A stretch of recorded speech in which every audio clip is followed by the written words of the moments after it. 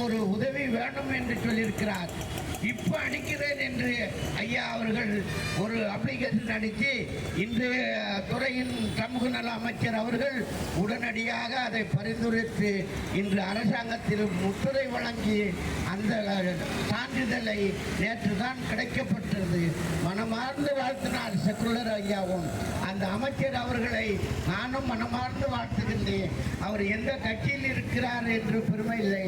ஆனால் இந்திய அரசியல் சாதனம் அனைத்து தாழ்த்தப்பட்ட மக்கள் மட்டுமல்ல, அனைத்து பிரிவுகளுக்குமே இன்று கடவுளாக வழங்கக்கூடியவர் பாபா சாஹிப் அம்பேத்கர் அவர்கள் என்பதை நேற்றைய தினம் இன்றையும் இரவில் அவர் கல்லறையிலே சென்று பார்த்தேனர்கள் என்றால் பல லட்சம் பேர்கள் உணவு அருந்தாமல் ஐயாவுடைய நினைவு நாளிலே லைனில் நின்று முண்டியடிக்க போகாமல் இப்பொழுது நடக்கிறது.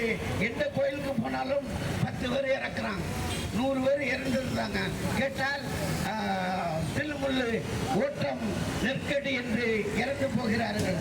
அண்ணல் அம்பேத்கருடைய கல்லறையில் இன்னும் இருக்கும் உலக நாட்டுக்காரர்கள் தெய்வமாகவும் கடவுளாகவும் அண்ணல் அம்பேத்கரை வணங்கும் சக்தி மகாராஷ்டிரா மாநிலத்திலையும் மும்பையிலும் லட்சக்கணக்கான மக்கள் நடைபெறுகிறார்கள்.